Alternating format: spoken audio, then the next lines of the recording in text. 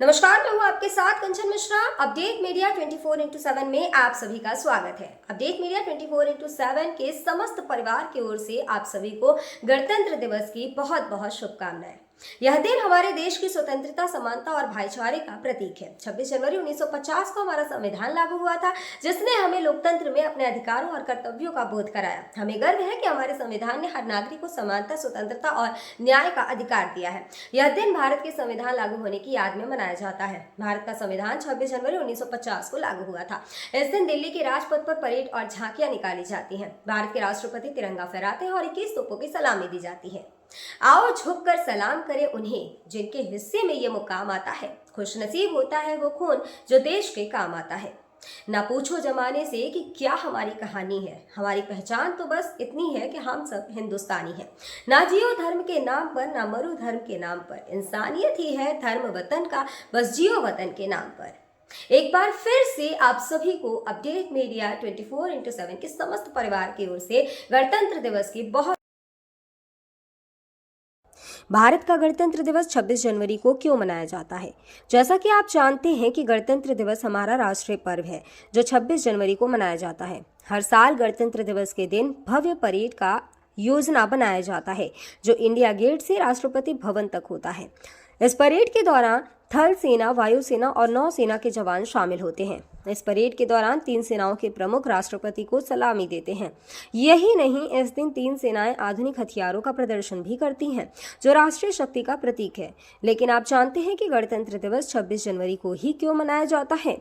दरअसल 1950 ईस्वी में मुझे भारत सरकार अधिनियम को हटाकर भारत का संविधान लागू किया गया था। संविधान को लागू करने के लिए 26 जनवरी का दिन इसलिए चुना गया क्योंकि साल 1929 में दिसंबर में लाहौर में भारतीय राष्ट्रीय कांग्रेस का अधिवेशन पंडित जवाहरलाल नेहरू की अध्यक्षता में हुआ था। इस अधिवेशन में प्रस्ताव पारित कर इस बात की घोषणा की गई कि यदि अंग्रेज सरकार द्वारा 26 जनवरी 1930 तक भारत को स्वतंत्र देश का दर्जा नहीं दिया गया तो भारत को पूर्ण रूप से स्वतंत्र देश घोषित कर दिया जाएगा। जब अंग्रेज सरकार ने कुछ नहीं किया तब कांग्रेस ने 26 जनवरी 1930 को भारत को पूर्ण स्वराज घोषित कर दिया। 26 जनवरी 1950 के दिन सुबह 10:18 पर भारत एक गणतंत्र बना। इसके 6 मिनट बाद 10:24 पे राजेंद्र प्रसाद ने भारत के पहले राष्ट्रपति के रूप में शपथ ली। इस दिन पहली बार बतौर राष्ट्रपति डॉक्टर राजेंद्र प्रसाद बग्घी पर बैठकर राष्ट्रपति भवन से निकले थे। इस दिन पहली बार भारतीय सैन्य बल की सलामी ली। पहली बार उन्हें गॉर्ड ऑफ स्वामित्व दिया गया था। गणतंत्र दिवस के दिन भारत में राष्ट्रीय अवकाश भी घोषित किया जाता है। यह हमारे देश के लिए बेहद ही खास पर्व है। साथ ही यह हमारे लिए बेहद ही गर्व का विषय है कि हमारे राष्ट्र को एक गणराज्य के रूप में स्थापित हुए 76 वर्ष पूरे हो चुके हैं। देश की संप्रभुता और एकीकरण को दर्शाने वाला यह त्योहार हर भारतीय के मन में देशभक्ति की भावना का संचार करता है। 26 जनवरी 1950 21 तोपों की सलामी के साथ तिरंगा फहराते हुए राष्ट्रपति डॉक्टर राजेंद्र प्रसाद ने स्वतंत्र भारत का स्वनिर्मित संविधान लागू किया। भारत के नए युग की शुरुआत के साक्षी देशवासियों सहित सी गोपालाचारी, जवाहरलाल नेहरू, सरदार पटेल जैसे गणमान्य बने। मात्र 3 साल पहले आजादी की सुबह देखने वाले देश ने अपना संविधान बनाकर विश्व को अपनी संप्रभुता का परिचय दिया। हालांकि ये डगर इतनी आसान नहीं थी। इतिहास के पन्नों को टटोले तो मालूम होता है कि स्वराज के साथ ही अपने संविधान, हक और हुकूम की लड़ाई बेहद चुनौती भरी थी। दरअसल अंग्रेजों की गुलामी से त्रस्त देशवासियों को प्रथम विश्व युद्ध के दौरान एक सुनहरा अवसर हाथ लगा जब ब्रिटेन की ओर से मदद की गुहार लगाई गई। भारतीयों ने सहर्ष प्रस्ताव स्वीकार किया और वर्ल्ड वॉर में ब्रिटेन के साथ खड़े नजर आए। यह उद्देश्य के साथ कि उन्हें आगे चलकर अंग्रेजों की हुकूमत से आजादी मिल जाएगी।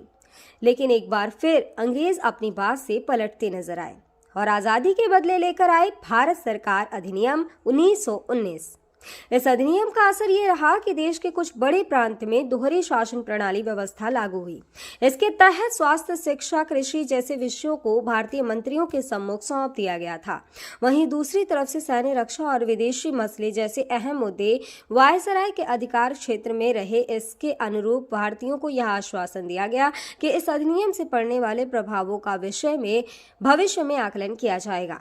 अंग्रेजों के इसी कदम ने जमीन तैयार की साइमन कमीशन की। जो साल 1928 में भारत की धरती पर दाखिल हुआ। साइमन कमीशन ने बड़े ही नाटकीय अंदाज में संवैधानिक सुधारों की समीक्षा कर अपनी रिपोर्ट तैयार की। लेकिन अब समय बदल गया है। अब देशवासी अंग्रेजों के बहकावे में नहीं आने वाले थे, क्योंकि स्वराज के साथ साथ अपने संविधान की मांग भी धीरे धीरे देशवासियों के मन में परवान चढ़ने लगी थी। साइमन कमीशन रिपोर्ट के बाद देश भर में जमकर आंदोलन हुए। इसे शांत करने के लिए ब्रिटिश सरकार ने राउंड टेबल कॉन्फ्रेंस का आयोजन किया।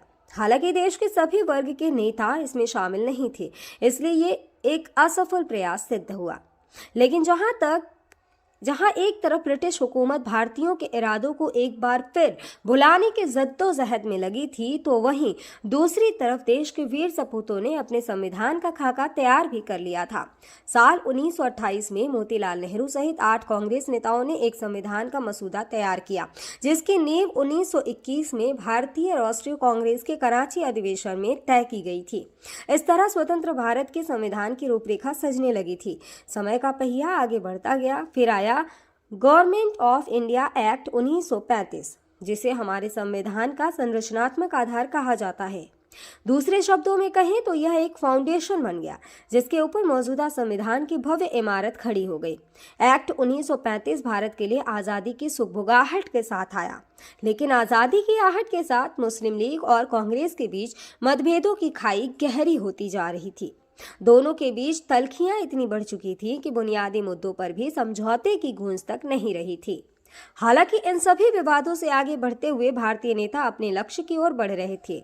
दूसरे विश्व युद्ध के दौरान 1945 में सभी पार्टियों की सहमति से संविधान का प्रारूप तैयार कर लिया गया था, जिसे सार्वभौमिक वयस्क फ्रेंचाइजी स्वतंत्रता और समानता के साथ अल्पसंख्यकों के अधिकारों की रक्षा का विशेष ध्यान रखा गया था। इसके साथ ही भारत छोड़ो आंदोलन और आजाद हिंद फौज की निर्भीकता ने अंग्रेजों ने भारत में अनंत काल तक राज करने का सपना चूर चूर कर दिया था। जैसे जैसे भारतीय राष्ट्रीय आंदोलन जोर पकड़ता गया, ब्रिटिश हुकूमत पर संविधान निर्माण के लिए संविधान सभा के गठन का दबाव भी बढ़ता गया। इस गहमा गहमी के बीच आखिरकार 9 दिसंबर 1946 में नई दिल्ली के संवैधानिक हॉल में संविधान सभा की पहली बैठक हुई, जिसमें महात्मा गांधी को छोड़कर उस वक्त के राष्ट्रीय आंदोलन से जुड़ी करीब हर बड़ी शख्सियत शामिल थी, जिसका मुस्लिम लीग ने भारत को 2 हिस्सों में बांटे नए मुल्क पाकिस्तान की मांग को लेकर बैठक का बहिष्कार किया। लिहाजा पहली बैठक में कुल 207 सदस्यों ने हिस्सा लिया, जहां सभा के सबसे वरिष्ठ सदस्य डॉक्टर सच्चिदानंद सिन्हा को सभा का अस्थायी सदस्य चुना गया। हालांकि 2 दिन बाद 11 दिसंबर को डॉक्टर राजेंद्र प्रसाद सभा के अध्यक्ष निर्वाचित हुए और डॉक्टर एच.सी. मुखर्जी और वी.टी. कृष्णमाचारी को सभा का उपाध्यक्ष बनाया गया। इसी कड़ी में आया सुनहरा दिन 15 अगस्त 1947 का, जब गुलामी की बेड़ियों को तोड़ भारत ने आज़ादी की नई सुबह देखी। देशवासियों में जोश भरते हुए आज़ाद भारत के प्रथम प्रधानमंत्री जवाहरलाल नेहरू ने बुलंद आवाज में देश को संबोधित किया। इतिहास के पन्नों में यह भाषण ट्रस्ट विद डेस्टिनी नाम से दर्ज हुआ। इसके साथ ही तेज हुई संविधान निर्माण की प्रक्रिया। आज़ादी के बाद चुनौतियों में इजाफा हुआ।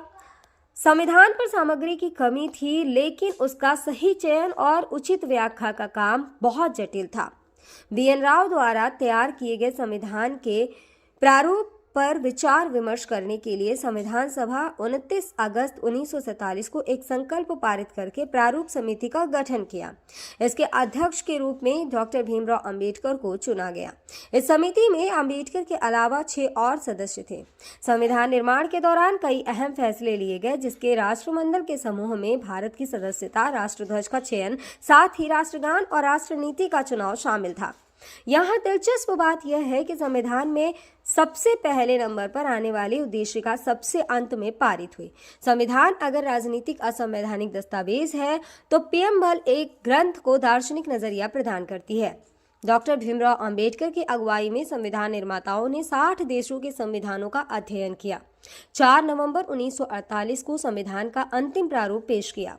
संविधान तैयार करने के बाद मुश्किल खड़ी हुई कि इसे सुंदर अक्षरों में पिरोकर कैसे संजोया जाए। इस उधेड़-बुन के बीच प्रेम बिहारी नारायण रायजादा का नाम सामने आया, जो कि अपने दौर के सबसे विख्यात कैलीग्राफर थे। उसके बाद भारत का संविधान प्रेम बिहारी नारायण रायजादा सुलेख फॉन्ट में लिखा गया।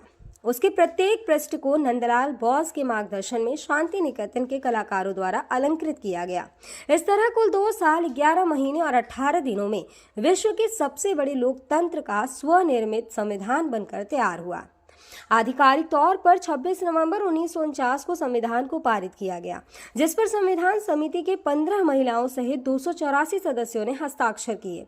वहीं संविधान लागू करने के लिए 26 नवंबर को चुना गया, क्योंकि 26 जनवरी 1930 को भारतीय कांग्रेस के लाहौर अधिवेशन में पूर्ण स्वराज का प्रस्ताव रखा गया था। इतिहास में इसे प्रथम स्वतंत्रता दिवस के रूप में भी जाना जाता है। यही कारण है संविधान लागू करने के लिए भारत के प्रथम स्वतंत्रता दिवस यानी 26 जनवरी को चुना गया। 26 जनवरी 1950 दिल्ली की सर्दी को देशभक्ति मात दे रही थी, जब राजगोपालाचारी ने अपने शब्दों में भारत को संप्रभु लोकतांत्रिक गणतंत्र घोषित किया। इसके बाद डॉक्टर राजेंद्र प्रसाद को भारत के पहले राष्ट्रपति की शपथ दिलाई गई।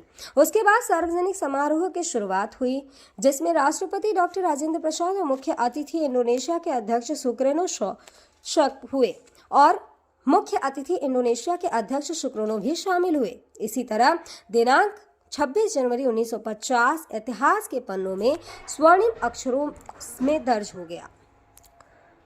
ग्राम बरगदी, ब्लॉक वडपुर, जनपद सिद्धार्थनगर प्रधान प्रभात की ओर से समस्त गांव वासियों, नगर वासियों और देशवासियों को गणतंत्र दिवस की बहुत बहुत शुभकामनाएं। और साथ ही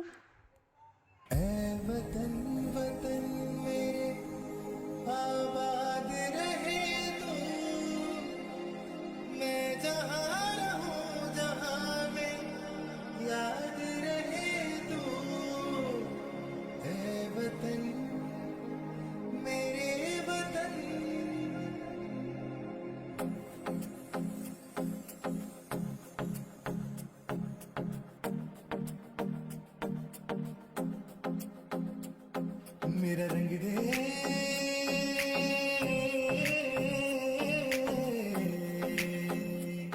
मेरा रंग दे बसंती चोला, माए रंग दे, मेरा रंग दे बसंती चोला, माए रंग दे, मेरा रंग दे बसंती चोला, रंग दे। भारत में एक और बीमारी ने दस्तक दे दी है। ये बीमारी है HMPV। चीन के बाद अब भारत में भी HMPV ने दस्तक दे दी है। भारत में HMPV के 2 केसेस मिले हैं, जिसके बाद लोगों के मन में डर और सवाल पैदा हो गए हैं। सवाल ये कि HMPV वायरस क्या है, HMPV वायरस के लक्षण क्या है, HMPV वायरस से कैसे करें बचाव और क्या HMPV कोई नया वायरस है। अगर आपके मन में भी ये सवाल है तो यहाँ आपको हर सवाल के जवाब मिल जाएंगे। चीन में ह्यूमन मेटान्यूमो वायरस की वजह से वायरल बुखार श्वसन संक्रमण के बड़े मामले सामने आ रहे हैं। कर्नाटक में 2 मामले सामने आए हैं, जिनमें बेंगलुरु में भी 8 महीने की बच्ची में इस वायरस के संक्रमण का मामला सामने आया है। अब सवाल ये है कि आखिर HMPV क्या है। HMPV यानी ह्यूमन मेटान्यूमो वायरस एक श्वसन वायरस है जो फ्लू जैसे लक्षण पैदा करता है। अब निचले और ऊपरी श्वसन संक्रमण जैसे सर्दी का कारण बनता है। यह एक मौसमी बीमारी है जो आमतौर पर सर्दियों और शुरुआती वसंत में होती है, जो RSV यानी रेस्पिरेटरी सिंसिटियल वायरस और फ्लू के समान होते हैं। इससे बचाव के लिए HMPV आमतौर पर बच्चों में ही डिटेक्ट होता है। सभी फ्लू सैंपल में से 0.7 फेज में HMPV होते हैं। इसके लक्षण है कि HMPV वायरस को ह्यूमन मेटान्यूमो वायरस या ह्यूमो वायरस कहते हैं, जिसके लक्षण काफ़ी हद तक सामान्य सर्दी जुकाम के समान होते हैं। सामान्य मामलों में यह खांसी या गले में घरघराहट, नाक बहने या गले में खराश का कारण बनता है।